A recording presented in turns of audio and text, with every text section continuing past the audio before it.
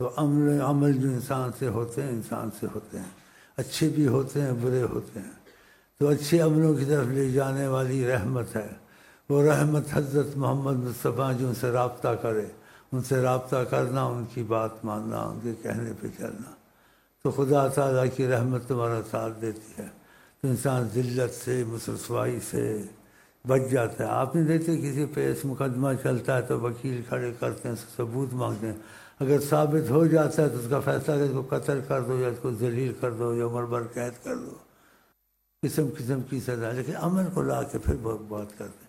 ایسے قیامت بھی عمل بھی لایا جائے گا، جب تک عملوں کی درستی نہیں ہوگی نہ یہ ملک درست ہوگا، نہ تمہاری مہنگائی جائے گی، نہ تمہاری جان اغوا والوں سے چھوٹے گی، نہ یہ سواد ادھر کے قصے ختم ہوں گے، یہ سب مصیبتیں ادھر سے آئی ہیں، اور اس کی جڑ شیطان ہے۔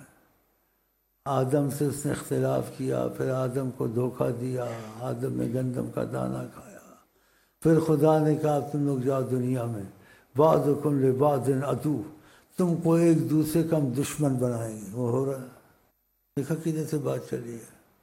شیطان نے وہاں سے حسد کیا آدم کے ساتھ، پھر خدا نے جس درخت سے منع کیا تھا اس کو کھلوایا آدم کو، حوا کو۔ سب سے جھوٹی قسم پہلے شیطان نے کھائی، ان کو قسمیہ کہا، اللہ کی قسم اگر دانہ کھا لو گے نا بڑا تم کو رحمت آئے گی، اور تم کبھی ایسی نعمتوں سے نہیں نکلو گے، یہ جو نعمتیں تمہارے پاس ہیں یہ محفوظ ہو جائیں گی۔ اور قسم کھائی، خدا کی قسم، وہ تو ڈر گئے کہ ٹھیک ہے بھائی قسم کھاتے ہو۔ پھر وہ دانہ کھایا، وہ مصیبت آئی، اور خدا نے پوچھا کیوں تم نے ایسے کیا؟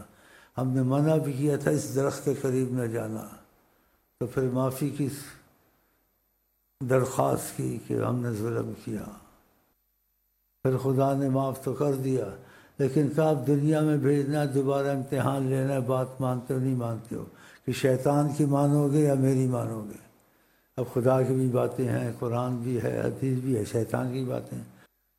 اگر اعمال کی درستی ہو گئی سارے کام درست ہو جائیں گے، اگر اعمال ٹھیک نہیں ہے، درستی نہیں ہے، کہیں سے نہ کہیں کسی غار سے تم پر کوئی مصیبت آ جائے گی، کسی کو پتہ یا نہیں پتہ ہے، اللہ کو پتہ ہے۔ اس لیے خدا نے کہا قرآن میں جو ڈرتے ہیں اللہ تعالیٰ سے مخفی طور سے، اپنے خدا کوئی دیکھتا نہیں ہے۔ کسی نے آقا سے پوچھا گناہ کیا چیز ہوتی ہے؟ کہا جو کام آدمی چھپ کے کرے اور ڈرے کوئی اس کو دیکھ نہ لے، سمجھو وہ گناہ ہے۔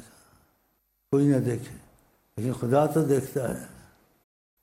یہ ذکر اذکار بہت فائدہ دیتے ہیں، یہ حائل ہو جاتے ہیں نفس اور شیطان کے درمیان، انسان اچھے کاموں میں لگ جاتا ہے تو پھر اچھائی آتی ہے، اور برے کام ہوتے ہیں پھر توبہ بھی نصیب نہیں ہوتی ہے، تو پھر اس پر زوال و بال آتا ہے۔